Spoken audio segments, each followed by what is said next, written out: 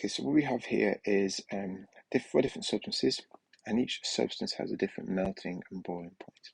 So to help us process this information, what I've done is take the information from each line and turn it into a number line showing the melting point and boiling point, as you can see, for each of the substances. So if you remember what this means, for W here, it's going to melt at minus 220. So before a substance melts, it is going to be a solid. Once it's melted and before it boils, it is going to be a liquid. And then once it has boiled, it'll become a gas.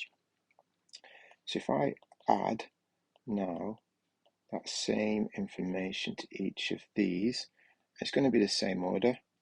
So before it melts, it's a solid. Once it's melted, it is a liquid, and then it becomes a gas.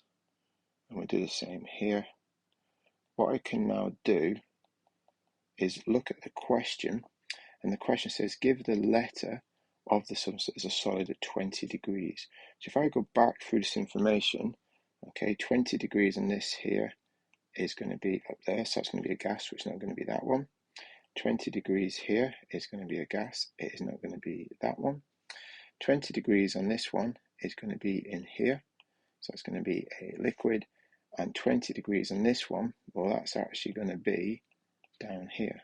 So the correct one that's going to be a solid at 20 degrees is substance Z, because at 20 degrees it's not got to its melting point. Second part of this is give the letter of something that is a liquid at 50. Well, using the same idea, what I'll do, let's just get rid of all those so they don't get in our way, in our thinking.